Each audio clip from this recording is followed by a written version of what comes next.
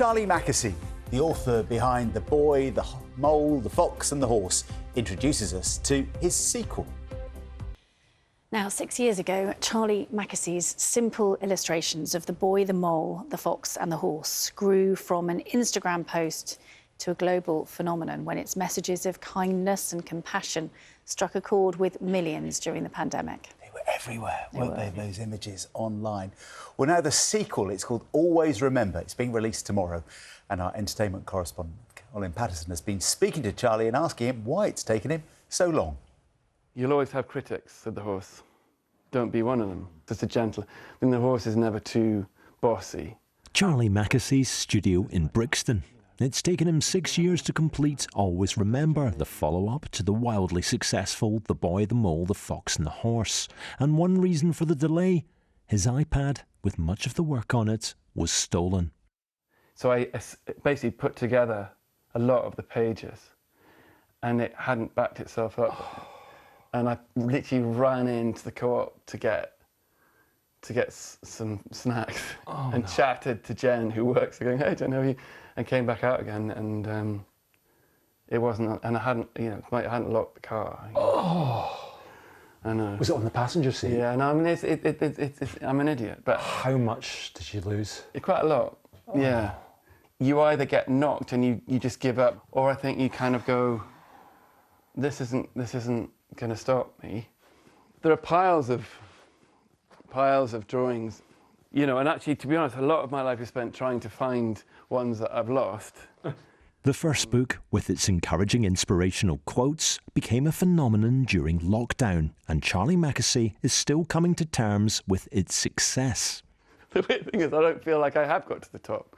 It doesn't. I'm in the same house wearing the same old jumper, and it doesn't seem that real.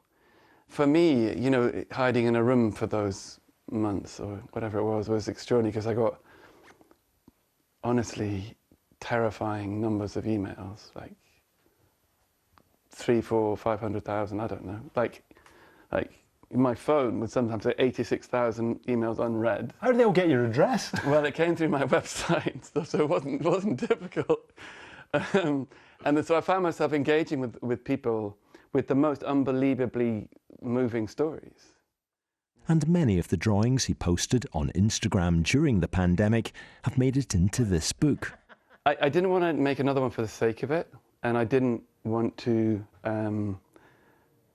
just knock it out.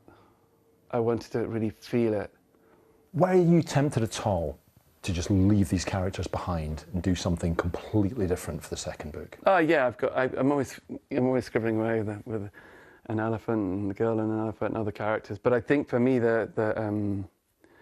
I always felt, whenever I was asked like 5 years ago, are you going to do that? I always felt and replied, if they've got more to say, and if they do, then say it. Asking for help isn't giving up. It's refusing to give up.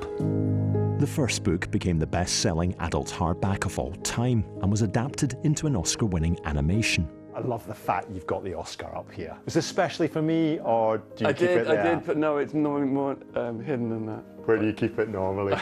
It's under there. No. Under the when sofa? I'm not here, yes. But Charlie Mackesy's way of staying grounded has been to plant more than 2,000 trees in Suffolk, where he lives for much of the year. I've become obsessed with trees. Yeah, I bought some land and just can't stop. Even on the train here, I'm looking up, I need to buy some alder trees, some red alder. I need to buy some bird cherry trees, because it brings the land alive, and this land was very silent. And I got it's now like full of butterflies and bees, and it's wild. And I just sit there and go, look at all this that wasn't here before. So, yeah, I think, why am I talking about this? Success. Success, this yeah. Is where you spend. Instead of wild living, you're doing wilding then. I suppose wilding. Very good, Colin. And since the first book came out, he's also had to deal with the death of both his mother and his beloved dog, Barney. Just because you have been successful with something doesn't mean you're not going to suffer, and it's part of being human.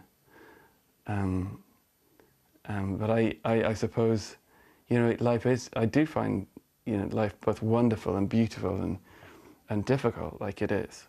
And it's important to talk about it. One day, you'll look back and realise how hard it was and just how well you did. I think we often don't realise or even allow ourselves to know how hard it was. And in the same breath, we don't know how well we've done. And I think living is hard. And it's just to be told, well done, is a lovely thing. So if this book just does that, I'll be pleased. Charlie Mackesy, still trying to make the world a better place, one drawing at a time. Colin Patterson, BBC News.